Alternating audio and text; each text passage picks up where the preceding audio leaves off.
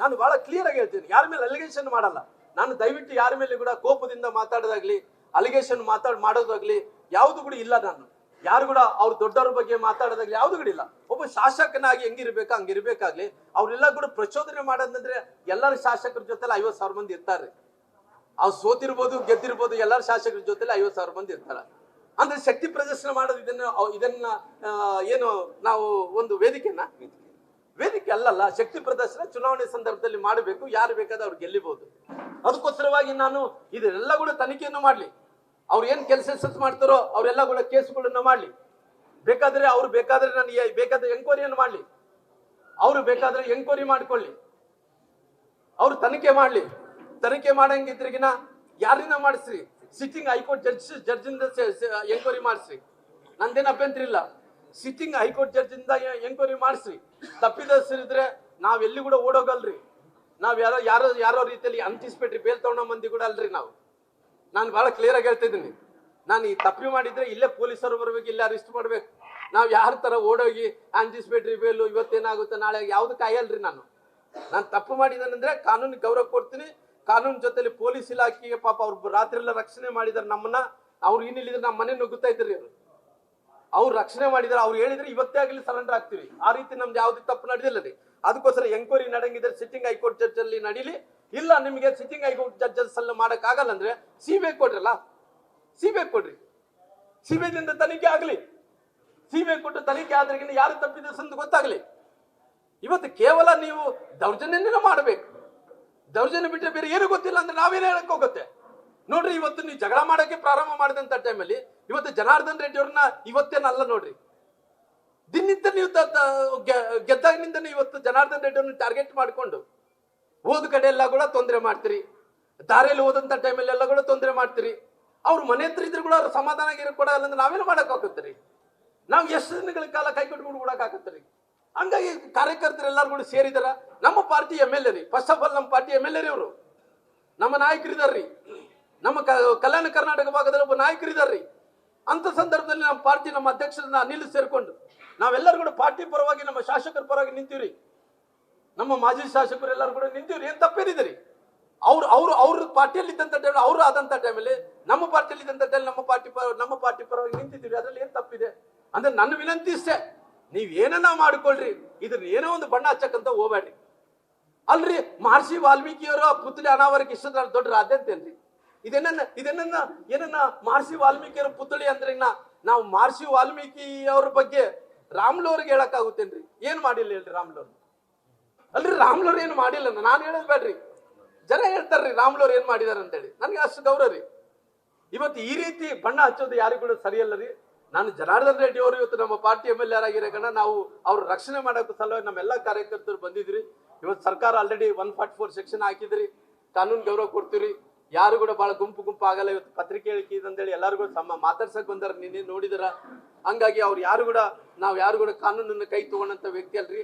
ನಾನು ಶಾಸಕರಿಗೆ ವಿನಂತಿ ಮಾಡೋದಿಷ್ಟೇ, ಶಾಸಕರೇ ನಿಮ್ಗೆ ಇನ್ನ ಉಜ್ವಲವಾದಂತ ಭವಿಷ್ಯ ಇದೆ.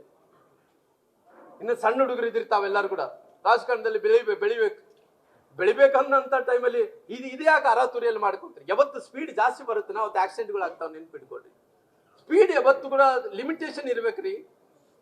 ಆ ಸ್ಪೀಡ್ ಆದಂತ ಟೈಮಲ್ಲಿ ಆಕ್ಸಿಡೆಂಟ್ಗಳು ಆಗದಂತ ಖಂಡಿತ ಆಗುತ್ತೆ. ದಯವಿಟ್ಟು ನೀವು ಎಲ್ಲರೂ ಕೂಡ ನಿಮ್ಮ ತಂದೆಯವರು ಕೂಡ ನಿಮ್ಗೆಲ್ಲ ಮಾರ್ಗದರ್ಶನ ಮಾಡಿರ್ತಾರ ಅಂತ ಹೇಳ್ಕೊಂಡು, ಅವ್ರು ಕೂಡ ದೊಡ್ಡವರು ಇದ್ದಾರೆ, ಅವ್ರು ಕೂಡ ಮಾರ್ಗದರ್ಶನ ಮಾಡಿರ್ತಾರ. ಹಂಗಾಗಿ ದಯವಿಟ್ಟು ಇದನ್ನ ನೀವೇನು ಸರ್ಕಾರ ಏನ್ ತನಿಖೆ ಆಗುತ್ತೆ ಅಂತ ತನಿಖೆ ಆಗ್ಲಿ. ನಾನು ಸರ್ಕಾರಕ್ಕೆ ಕೂಡ ಒತ್ತಾಯ ಮಾಡ್ತೀನಿ. ವಿರೋಧ ಪಕ್ಷದ ನಾಯಕರಾದಂತಹ ಅಶೋಕ್ ಅವರು ಕೂಡ ನಾನು ವಿನಂತಿ ಮಾಡ್ಕೊಂತೀನಿ. ಅದೇ ರೀತಿಯಲ್ಲಿ ವಿಧಾನ ಪರಿಷತ್ ಸದಸ್ಯರಾದಂತಹ ಚಲವಾದಿ ನಾರಾಯಣ ಸ್ವಾಮಿ ಅವರು ಕೂಡ ನಾನು ಆಲ್ರೆಡಿ ನಮ್ಮ ಏನು ಈ ಆದಂತ ಘಟನೆಗಳೆಲ್ಲ ವಿವರಿಸಂತ ಕೆಲಸ ಮಾಡಿದೀನಿ.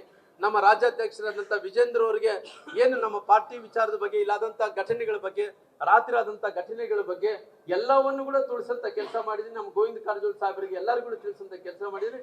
ನಮ್ಮ ರಾಷ್ಟ್ರೀಯ ನಾಯಕರು ಕೂಡ ಯಾರ್ಯಾರಿಗೆ ನಾನು ಏನೇನು ತಿಳಿಸ್ಬೇಕಾಗಿತ್ತು ಎಲ್ಲವನ್ನು ಕೂಡ ತಿಳಿಸಂತ ಕೆಲಸ ಮಾಡಿದೀನಿ. ನಮ್ಮ ಪಾರ್ಟಿ ಏನಿದನೋ ನಾವು ಏನಿದ್ರೆ ಕೂಡ ಪಾರ್ಟಿ ಸಲುವಾಗಿ, ವ್ಯಕ್ತಿ ಸಲುವಾಗಿ, ಜನಾರ್ದನ್ ರೆಡ್ಡಿ ಅವರ ಸಲುವಾಗಿ ನಾವೆಲ್ಲರೂ ಕೂಡ ಇವತ್ತು ಟೊಂಕು ಕಟ್ಕೊಂಡು ಹೋರಾಟವನ್ನು ಮಾಡುವಂತ ಕೆಲಸ ಮಾಡ್ತೀವಿ. ಹಂಗೆ ವಿಶೇಷವಾಗಿ ಇವತ್ತು ಏನನ್ನ ನನ್ನ ಪತ್ರಿಕೆ ಹೇಳಿಕೆಯಲ್ಲಿ ಬಿಟ್ಟಿದ್ರೆ, ಇವತ್ತು ನಿನ್ನೆ ಹೇಳ್ತಾ ಇದ್ರಂತೆ ಏನಂತೇಳಿ, ಇಲ್ಲ ರಾಮ್ಲೋರ್ ಮನೆ ಹತ್ರ ಅಲ್ಲ, ಜನಾರ್ದನ್ ರೆಡ್ಡಿ ಅವ್ರ ಮನೆ ಹತ್ರ ಹೋಗಿ ಆ ಶವ ಏನಿದನೋ ಅದ್ರ ಹಿಡ್ಕೊಂಡು ಆ ಒಂದು ಅಲ್ಲಿಂದನೇ ಹೋರಾಟ ಮಾಡ್ರಿಲ್ಲ. ನಮ್ದೇನ ಅಭ್ಯಂತರ ಇಲ್ರಿ, ನಮ್ದು ಯಾವ್ದು ಅಭ್ಯಂತರ, ನಮ್ ತಪ್ಪೇ ಮಾಡಿಲ್ರಿ. ಅಲ್ರಿ ನಮ್ ಗುಂಡಿಂದ ಆರಿಸಿದನ್ರಿ ಅವ್ರು ಸತೀಶ್ ರೆಡ್ಡಿ ಅವ್ರ ಗುಂಡ ಆರಿಸನ್ರಿ. ಅವ್ರ ಹಿಂಬಾಲಕರಾದಂತ ಅವ್ನು ಯಾರು ಅಂಗರಕ್ಷಕರು, ಗನ್ ಮೇನೆಗಳು ಅಂಗರಕ್ಷಕರು ಗುಂಡಾರಿಸ್ಯಾರ್ರಿ. ನಮ್ದು ಯಾವ್ದು ತಪ್ಪಿಲ್ಲ ರೀ, ನಾವ್ಯಾಕ್ರಿ? ಅಲ್ರಿ ಅವ್ರ ಮನೆ ನಾವು ಇವ್ರು ಜನಾರ್ದನ್ ರೆಡ್ಡಿ ಹತ್ರ ಮನೆ ಹೊತ್ತದ್ದು ಅವರೇ ಜಗಳ ಮಾಡ್ಕೊಂಡು, ಅವರೇ ಪೆಟ್ರೋಲ್ ಬಾಂಬ್ಗಳು ತಂದುಕೊಂಡು, ಅವರೇ ಗುಂಡಾರಿಸಿ, ಅವ್ರ ಗುಂಡು ಅವ್ರ ಆವೇಶ ರೀ. ಎಷ್ಟು ಆವೇಶ ಅಂದ್ರೆ ಅವ್ರಿಗೆ ಇವ್ ಬಿಟ್ಟು ಸುಟ್ಟಾಕ್ತಾರ್ರಿ.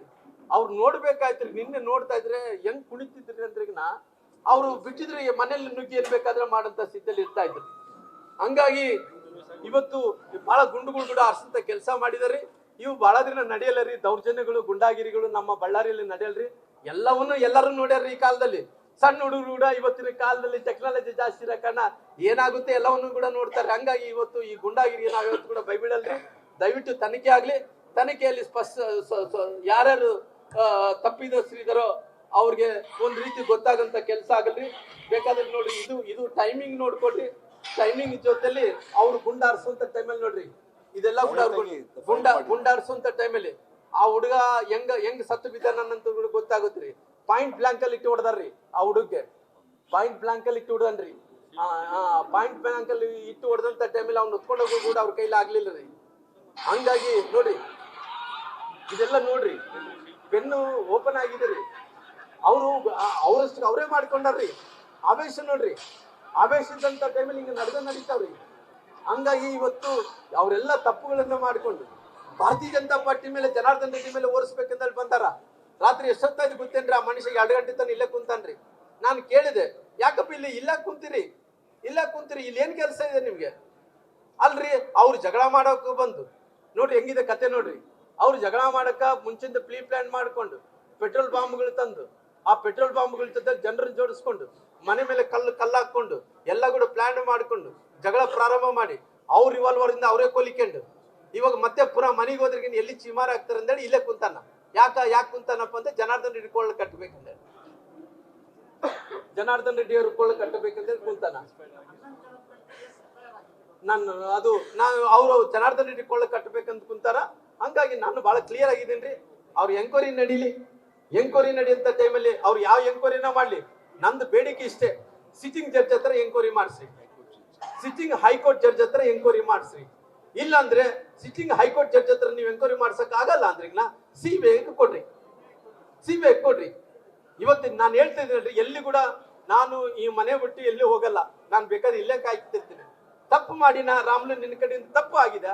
ನಾನು IG ಮೇಡಮ್ ಕೂಡ ಬಹಳ ಕ್ಲಿಯರ್ ಆಗಿ ಹೇಳ್ತೀನಿ, ಮೇಡಮ್ ಅವರೇ ನಾನು ಯಾವತ್ತು ಕೂಡ ಎಲ್ಲಿ ಹೋಗಲ್ಲ ಮೇಡಮ್ ಅವರೇ. ಅಲ್ಲಿ ಮನುಷ್ಯ ಒಬ್ಬ ಹುಡುಗ ತೀರ್ಕೊಂಡೋಗಿದಾನ. ಆ ತೀರ್ಕೊಂಡದಂತ ರಾಜಶೇಖರ್ ರೆಡ್ಡಿ ಅವ್ರು ಏನಿದಾರೋ ಅವ್ರಿಗೆ ತೀರ್ಕೊಂಡೋಗಿದಕ್ಕೋಸ್ಕರವಾಗಿ ಯಾರು ಗುಂಡು ಹಾರಿಸಿದಾರೋ ಆ ಗುಂಡು ಎಲ್ಲಿಂದ ಬಂದಿತ್ತಂತೆ ಪೋಸ್ಟ್ ಮಾರ್ಟಮ್ ರಿಪೋರ್ಟ್ ಅಲ್ಲಿ ಗೊತ್ತಾಗುತ್ತೆ, ಫೋರೆನ್ಸ್ ಅಲ್ಲಿ ಗೊತ್ತಾಗುತ್ತೆ. ನೀವು ಯಾವಾಗ ಹೇಳ್ತೀರಿ ಹೇಳ್ರಿ, ನೀವು ಬರೋದೇ ಬೇಕಿಲ್ಲ. ನೀವು ಹೇಳಿದ್ರೆ ಎಲ್ಲರೂ ಕೂಡ ಪೊಲೀಸ್ ಸ್ಟೇಷನ್ ನಾನೇ ಕರ್ಕೊಂಡ್ ಬರ್ತೀನಿ. ಜನಾರ್ದನ್ ರೆಡ್ಡಿ ಅವ್ರನ್ನ, ಸೋಮಶೇಖರ್ ರೆಡ್ಡಿ ಅವ್ರು ಯಾರ್ಯಾರು ಇದ್ದಾರೋ ಎಲ್ಲರನ್ನ ಅಲ್ಲಿ ಕರ್ಕೊಂಡ್ ಬರ್ತೀನಿ. ದಯವಿಟ್ಟು ನಾನು ಶಾಸಕರಿಗೆ ವಿನಂತಿ ಮಾಡ್ತಾ ಇದ್ದೀನಿ, ಇದನ್ನ ತಾವು ರಾಜಕಾರಣ ಬೆಳೆಸೋದ್ರಿಂದ ನೀವೇನೋ ಏನೋ ಇದೆ, ನಾವು ಏನೋ ಮಾಡ್ತೀವಿ ಅನ್ನೋದ್ರಿಂದ ಅವೆಲ್ಲ ನಡೆಯಲ್ಲ ಬಾಬು. ನಿನಗೆ ಸಣ್ಣ ಹುಡುಗಿದಿಗೆ ಇನ್ನ ತಿಳುವಳಿಕೆನ ಬಹಳ ದೊಡ್ಡ ಮಟ್ಟಕ್ಕೆ ತಾವು ಹೋಗ್ಬೇಕಾಗಿದೆ. ತಿಳುವಳಿಕೆ ಅರ್ಥವನ್ನು ಮಾಡ್ಕೋಬೇಕಾಗಿದೆ. ನಾನು ಒಬ್ಬ ಹಿರಿಯನಾಗಿ ಈ ರೀತಿ ಸಲಹೆ ಕೊಡಬಲ್ಲಾಗ್ಲಿ, ನಾನು ಬೇರೆ ಏನೂ ಹೇಳಕ್ಕಾಗಲ್ಲ. ನಿನ್ನ ಬಗ್ಗೆ ಏನು ಕೂಡ ನೀನು ಮಾತಾಡ್ದಂಗೆ ನಾನು ಮಾತಾಡೋ ಕೂಡ ಆಗಲ್ಲ. I am very clear. ನಾನು ಹಿರಿಯನಾಗಿ ನೀನು ಸಲಹೆ ಕೊಡಬಲ್ಲೆ.